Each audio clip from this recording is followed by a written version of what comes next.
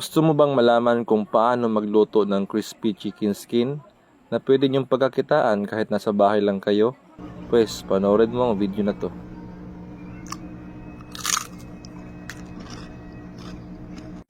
May nag-order nga sa atin ngayon ng chicken skin. Bali 15 packs po yung in-order niya. Kaya pumunta na agad ako sa merkado para bumili ng chicken skin. Sakto naman ngayong araw na ito ay wala kaming tinda na fried chicken. Kaya naisipan kong i-vlog na lang ang aking gagawin ngayon. Marami din kasi nagre-request sa atin kung paano ba magluto ng masarap na chicken skin. Hindi ko na nga sana ito i-vlog, kaso nga lang hindi ko matiis yung mga followers natin. At sa mga puntungang ito ay pumili na ako ng magandang klase ng chicken skin. At ang pinili ko nga ay yung skin na galing sa breast part. Meron kasing chicken skin na galing yung sa bandang thigh part o yung tinatawag na trimmings. Nabili ko nga pala ito ng 150 per kilo. Ang mahal na nga ngayon ng chicken skin, samantalang dati ay nasa 120 per kilo lang ito. At sa mga puntungang ito ay dumating na ako sa bahay, kaya dali-dali ko nang binuksan yung aking binilin chicken skin para tanggalan ng mga taba-taba. Oo, tama yung narinig mo mga kabitsin. Tatanggalan ito ng mga taba-taba para mag-long last yung kanyang pagka-crispy. Yan ang pinakasekreto para tumagal ang pagka-crispy ng chicken skin. Kahit umabot pa man ito ng mga ilang buwan, ay crispy pa rin ito mga kabitsin. At kung itatanong ninyo kung ano ba yung aking inilalagay dito, ay yung atin lamang pong panimpla. At dapat, syempre, tamang pagluto. At kung napapansin nga ninyo, ay hirap na hirap ako dito para tanggalan ito ng mga taba-taba. Meron kasing mga chicken skin na talagang kapit na kapit yung kanyang mga taba-taba. Inaabot nga ako dito ng mga ilang oras bago ko ito matapos. At take note mga kabitsin, 1 kilo lang po ito ha. Paano pa kaya pag 5 kilo o 10 kilo na yung gagawin mo? Kaya ang sabi ko nga sa sarili ko, hindi pala yung chicken skin ang binibenta ko dito, kundi yung hirap at pagod sa pagluluto.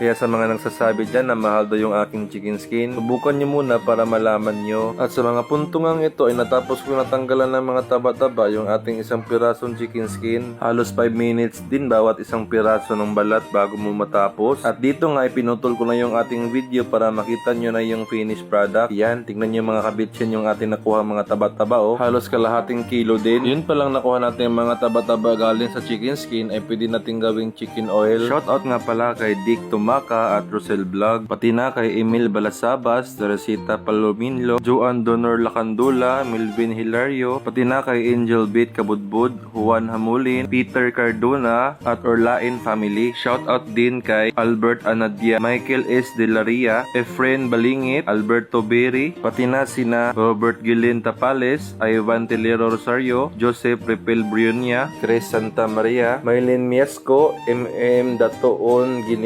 Marie Joy Permale, at kay Susan Rico watching from Oriental Mindoro. Shout out din kay Kenneth Peralta from Batangas Rosario, Cagayan de Oro Romel Toyogon, Nestle from Batangas watching from Doha Qatar, Danilo Flores Jr. watching from Korea, Imang Abalos watching from Zamboanga City, Bret Hart from Kuwait, Jita from UAE, at kay Kim Arcelo from Cebu, Lorena Aro from Davao City, Alfredo Agramon Jr. from Zamboanga, Romy Valencia from Sultan Kudarat, Lorna Raginit from Davao del Norte. Mag-ingat po kayo palagi at maraming salamat sa suporta. At kung umabot ka nga sa mga puntong ito mga kabitsin, ay wag niyo na rin kalimutan na i-comment sa baba kung taga saan kayo para malaman ko na din kung hanggang saan umabot yung aking video. At para din sa susunod, kayo naman yung aking ma-shout out. At sa mga puntungang ito ay akin ang tinimplahan yung ating chicken skin. Naglagay lang po ako ng half tablespoon ng salt at 1 tablespoon ng ating panimpla. At sa mga puntungang ito ay nagpainit na ako ng ating mantika. At dito nga ay atin nang i-coat yung ating chicken skin. So ang ating gagawin mga kabitsin ay first coating lang. Hindi na po ito i-double coat para po maganda yung pagkaluto ng ating chicken skin at para po maging crispy talaga siya. Siguraduhin nga natin na malagyan ng harina ang buong parte ng chicken skin. At para magawa mo nga ito ay dapat iisa-isahin mo ito lagyan. At syempre dapat 2 kamay yung gamitin mo. At sa mga puntungang ito ay atin ang lulutuin yung ating chicken skin. Katulad sa fried chicken, dapat yung ating mantika ay sakto din sa init. Kapag kasi pagsalang mo na yung inyong mantika ay hindi pa masyadong mainit, panigurado naliliit at kukulubot ang inyong chicken skin.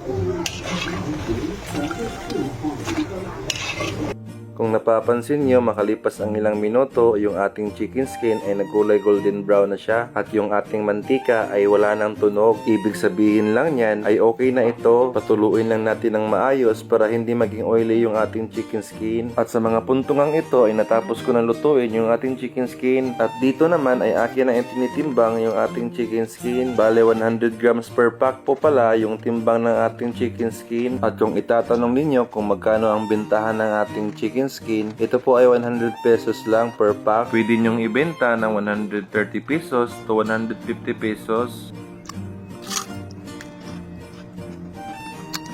Grabe mo to. Nalo. So ito mga kabitsin, yung ating pinamili kanina. Nabili tayo ng 1 kilo na chicken skin sa merkado at 150 po yung kilo. So nakita nyo naman yung ating proseso kung gaano kahirap. Ito po, gusto kong i-share sa inyo to para magbigay din to ng idea para sa may gustong mag-business dyan. Pwede nyo itong gawin na sideline o pwede rin main nyo na source of income. So ito yung ating paninda. Ito po ay 100 pesos, 100 grams na chicken skin. So yung ating pinamili kanina na 1 kilo ay 150. At kinuha natin yun ng mga taba-taba ng chicken skin para maging crispy po siya na tulad nito. Para po tumagal yung kanyang crispiness. So kita nyo naman ito, meron tayong sampul dito. Meron pang natira. Ito, yun yung mga bito na. Para kang kumain ng ng mga chicheria, piatos. Hindi siya katulad sa dati kong binibenta ko na chicken skin sa tindahan na may mga taba-taba pa. Pero ito talaga, pure skin talaga. Perfect to sa may suka. Mas wala akong suka na to kasi malaki na yung ating costing. So malulugi na tayo. So ito, binibenta ko siya ng 100 sa mga wholesale. Pero kasi nag-order sa atin ng 15 pieces or 15 packs. At sa ating 1 kilo na chicken skin, magawa tayo ng 1, 2, 3, 4, 5. 5 pack yung ating nagawa sa 1 kilo. So meron tayong capital na 150. Tapos yung ating pang mga packs, yung ating pouch. So ito po ay nasa 4 pesos or 3 to 4 pesos bawat isa. So iyan nyo na lang. Tapos yung ating panimpla, mantika, harina, at gasol. At siyempre yung ating labor. Kasi mahirap po siya trabahuin talaga. Maksaya sa oras. Kaya medyo mahal yung ating chicken skin na ganito. Pero siyempre quality naman at maganda naman yung kanyang texture. Hindi kayo masisisi sa ating produkto, no? So yun, meron tayong 350 sa 1 kilo at bawasan mo pa ng mga other expenses at labor. So talagang hindi talaga ganoon kalaki yung tubo. Medyo maliit na. Pero pag marami namang nag-order sa inyo, ay medyo maganda rin naman yung tubo niya. So yun lang mga bitch, nagbigay lang ako ng mga idea kung paano discountin yung ganitong negosyo. At sana ay meron kayong natutunan sa ating mga binablog about business. So yun ang mga bitchin, tapusin ko muna ito. Lagyan ko ito ng sticker. Meron pa palang sticker ito mga bitchin, hindi pa kasama yun sa ating posting. So yun lang. Salamat, bye bye. Shoutout nga pala kay Sir Anthony. Salamat po sa palaging pag-order. Mag-ingat po kayo palagi. So yun lang mga kabitchin. Maraming salamat sa panonood. See you on my next vlog. Bye bye.